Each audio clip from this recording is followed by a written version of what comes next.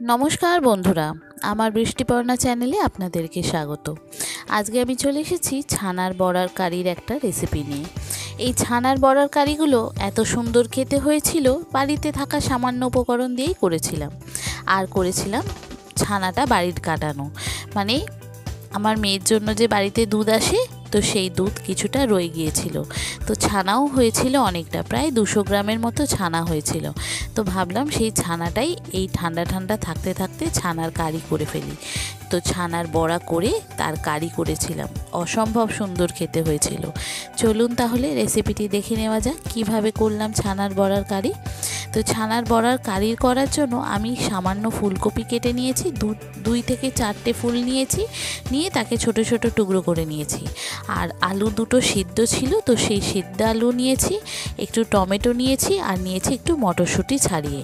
আর এই যে ছানাটা দেখছেন, এটা বাড়ির দুধ, গরুর দুধকে কাটিয়ে ছানা করা, মানে মেয়ের জন্য যে দুধ আসে সেই দুধ মেয়ে না খেলে কখনো কখনো রয়ে যায়, তো সেই দুধ কাটিয়েই ছানা করেছিলাম। এবার এই ছানাটাকে একটা বড় পাত্রে ঢেলে তাকে আগে হাত দিয়ে খুব ভালো করে ডলে মেখে নেব। এবার এটা ভালো করে মাখা হলে এর মধ্যে পরিমাণ মতো নুন, তারপরে সামান্য একটু চিনি, সামান্য একটু লঙ্কার গুঁড়ো, সামান্য একটু গোলমরিচের গুঁড়ো দিয়েছি, আর দিয়েছি আটা। আপনি এখানে আটার পরিবর্তে ময়দাও দিতে পারেন, কিন্তু আমি এখানে আটা ব্যবহার করেছি। আর দিয়েছি সবার শেষে একটু খাবার সোডা। ব্যাস 1 টেবিল চামচ মতো আটা দিয়েছি, দিয়ে এটাকে খুব ভালো করে মেখে নিয়েছি ছানাটার সাথে। এটা যত ভালো করে মাখা হবে, দেখবেন এই মণ্ডটা তত নরম হবে, সফট হবে, আর একদম মাখো মাখো হয়ে যাবে। তো তবেই এই ছানার কারিটা খেতে ভালো লাগবে। তো দেখুন, একদম সেই ময়দা আটা মাখার মতো করে আমি ছানাটাকে খুব ভালো করে মেখে ডলে ডলে মেখে নিয়ে তারপরে সবার শেষে আমি 1 চিমটি মতো খাবার সোডা দিয়েছি, দিয়ে এটাকে মেখে নেওয়ার পর তারপরে এটাকে ছোট ছোট বলের মতো করে নিয়েছিলাম, নিয়ে তারপর এটাকে একটু চ্যাপ্টা করে করে মাঝখানটা গোল করে দিয়েছিলাম। এটা বলের মতো করেও করতে পারেন, আমি একটু চ্যাপ্টা করে দিলাম যাতে দুপিঠ ভালো করে ভাজা যায়, আর এটা যাতে ঝোলের রসটাও যাতে ভিতরে আসে।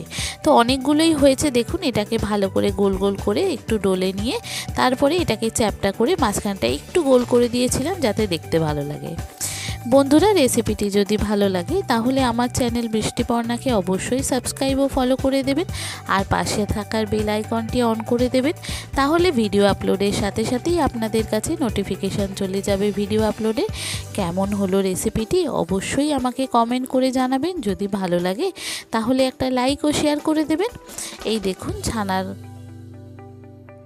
বড়াগুলো একদম রেডি হয়ে গেছে। এবার একটা ফ্রাইং প্যানে অল্প করে করে তেল দেব, যখন তেল শেষ হয়ে যাবে আবার একটু করে তেল দেব। তো সেই তেলের মধ্যেই আমি এই ছানার বড়াগুলোকে দিয়ে দিলাম, দিয়ে হালকা আঁচে এগুলো ভাজতে ভাজতে তারপরে যখন 1 পিঠ ভাজা হয়ে যাবে তারপরে পরের পিঠটাও উল্টে ভালো করে ভেজে নেব। তো এইভাবেই সবকটা ছানার বড়া আমি ভেজে নিয়েছিলাম, দেখুন লাল লাল করে। একটুকু ফাটবে না, একটুকু কিছু হবে না, আর আপনি যে ময়দার বদলে আটা দিয়েছেন তাতেও কোনো পার্থক্য হবে না। খেতে কিন্তু অসাধারণ স্বাদ হয়। আর ময়দা খাওয়া তো খুব একটা ভালো নয় শরীরের পক্ষে, তো সেই জন্য আমি আটার ব্যবহার করেছিলাম, কিন্তু খেতে অসাধারণ হয়েছিল। যেমন নরম সফট হয়েছিল তেমনি ভালো স্বাদ হয়েছিল। এই দেখুন, অল্প অল্প করে ভালো করে ঘুরিয়ে ঘুরিয়ে ছানার বড়াগুলো ভেজে নেওয়ার পর তারপরে এটাকে তুলে নিয়েছিলাম। এইভাবে 2-3 বারে আমাকে সবকটা ছানার বড়া ভেজে নিতে হয়েছিল। এবার যেহেতু আলুটা সিদ্ধ করাই রয়েছে, বড়াগুলো ভেজে নেওয়ার পর আমি ফুলকপিটাকে ভালো করে ঢাকা দিয়ে দিয়ে ভাজবো। দেখুন, আপনাদেরকে ভেঙে দেখাই কতটা নরম সফট, আর ভিতরটা কতটা সুন্দর হয়েছে ভাজা। এইভাবেই সবকটা সুন্দর ভাজা হয়েছে। এবার কড়াইতে আবার একটু তেল দিয়ে এবার ফোড়ন দেব জিরে, তেজপাতা, গরম মশলা, এগুলো ফোড়ন দেব। যখন ফোড়নের খুব সুন্দর গন্ধ বেরোবে তখন যে ফুলকপিটা নিয়েছিলাম সেই ফুলকপিটা এখানে দিয়ে দেব। দিয়ে ফুলকপিটা নাড়াচাড়া করে ঢাকা দিয়ে দিয়ে ভাজবো। তাহলে কি হবে, ভাজাটাও ভালো হবে আর সিদ্ধটাও হয়ে যাবে। এখানে যেহেতু আলু সিদ্ধ করাই, তো সেই জন্য ফুলকপি আর টমেটোটা ভালো করে নাড়াচাড়া করে ভেজে নেওয়ার পর এবারে এক এক করে বেসিক মশলাগুলো দিয়ে দেব। পরিমাণ মতো নুন দেব, হলুদ দেব, একটু সামান্য জিরে গুঁড়ো, সামান্য একটু ধনে গুঁড়ো, আর দিয়েছি সামান্য একটু চিনি, একটু লঙ্কার গুঁড়ো। খুব বেশি যদি ঝাল খেতে চান, যেরকম ঝাল খাবেন সেই অনুযায়ী ঝালটা দেবেন। আমি এখানে ছোট বাচ্চা খাবে বলে খুব বেশি ঝালটা দিইনি। অল্প সামান্য লঙ্কার গুঁড়ো, আর দিয়েছি একটু গোলমরিচের গুঁড়ো, একটু গরম মশলার গুঁড়ো, আর একটু সামান্য আদা। প্রত্যেকটা মশলার চামচের অর্ধেকটারও কম কম করে দিয়েছি, কেননা আমার এখানে সবজিটাও কম আর উপকরণগুলোও কম। তো সেই কারণে আমি সব কটা মশলা একদম হাফ চামচের কম কম দিয়েছি। দিয়ে এটাকে খুব ভালো করে অল্প অল্প জল দিয়ে কষিয়ে নেওয়ার পর যে কড়াইশুঁটিটা নিয়েছিলাম সেই কড়াইশুঁটির কড়াইগুলো দিয়ে দিলাম, দিয়ে ভালো করে কষিয়ে নিলাম। এটা ভালো করে কষিয়ে নেওয়ার পর তারপরে আমি এখানে যে সিদ্ধ আলুগুলো নিয়েছিলাম, তো সেই সিদ্ধ আলুগুলো এর সঙ্গে নাড়াচাড়া করে তারপরে এখানে জল দিয়ে দেব সিদ্ধ হওয়ার জন্য। ফুলকপিটা সিদ্ধ হতে থাকবে আর এখানে আলু তো সিদ্ধ হয়েই গেছে, আর যেহেতু নতুন আলু এটা ঠান্ডা হলেই কিন্তু শক্ত হয়ে যায়। তো আলুগুলোও এর সঙ্গে নাড়াচাড়া করে আমি এটা জল দিয়ে সিদ্ধ হতে দিয়ে দিয়েছিলাম। আর হ্যাঁ, জলটা এখানে আপনাকে একটু বেশিই দিতে হবে, কেন এই ছানার বড়াগুলো কিন্তু একটু জল টানবে। তো এখানে জলটা আমি একটু বেশি পরিমাণে দিয়েছিলাম। কপিটা মটর কড়াইটা ভালোভাবে সিদ্ধ হয়ে গেলে নুন ঝালটা একটু চেক করে নেব। তারপরে একটু ঝোলটা বেশি থাকবে তখন আমি বড়াগুলোকে এখানে দেব। নুন যদি প্রয়োজন পড়ে সেখানে নুন দিতে হবে। কপিটা সিদ্ধ হয়ে গেছে, এবার আমি এখানে বড়াগুলো দিয়ে দিলাম।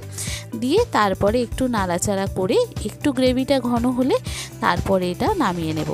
এটা নামানোর পর দেখবেন যে ঝোলটা আপনি রেখেছিলেন সেই ঝোলটা কিন্তু এই বড়াগুলো অনেকটাই টেনে নিয়েছে। যে সমস্ত নতুন বন্ধুরা আমার ভিডিওটি দেখছেন অথচ আমার চ্যানেল বৃষ্টিপর্ণাকে সাবস্ক্রাইব ও ফলো করেননি, তাদেরকে অনুরোধ করব আমার চ্যানেল বৃষ্টিপর্ণাকে সাবস্ক্রাইব ও ফলো করে দেওয়ার জন্য। তাহলে ভিডিও আপলোডের সাথে সাথেই আপনাদের কাছে নোটিফিকেশান চলে যাবে ভিডিও আপলোডে। কেমন হলো রেসিপিটি অবশ্যই আমাকে কমেন্ট করে জানাবেন পুরো ভিডিওটি দেখে। আর যদি ভালো লাগে তাহলে একটা লাইক ও শেয়ার করে দেবেন। এই দেখুন কত সুন্দর লাগছে ছানার বড়ার কারিগুলো, সম্পূর্ণ নিরামিষ, আর রাতে রুটি, লুচি, পরোটা সবের সাথে খেতে পারবেন। দেখুন তো কত সুন্দর দেখতে লাগছে, খেতে অসাধারণ হয়েছিল। আগে না খেয়ে থাকলে এইভাবে একবার ট্রাই করতে পারেন, কথা দিচ্ছি খুব ভালো থাকবেন, খুব ভালো লাগবে। সবাই ভালো থাকবেন, সুস্থ থাকবেন, সাবধানে থাকবেন। দেখা হবে পরের ভিডিওতে। আজকের মতো এখানেই টাটা। থ্যাংক ইউ বন্ধুরা।